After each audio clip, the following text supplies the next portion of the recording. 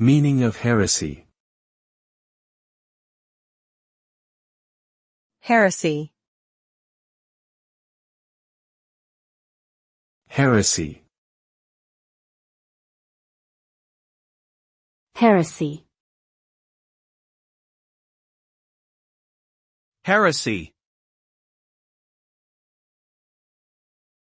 Heresy refers to beliefs or religious opinions that are in opposition to the official or orthodox teachings of a particular religion or church.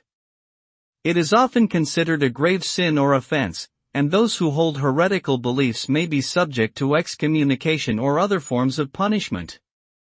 The term can also be used in a more general sense to refer to any belief or opinion that is contrary to accepted norms or values. In essence, heresy represents a challenge to established authority and tradition, and is often viewed as a threat to social order and stability.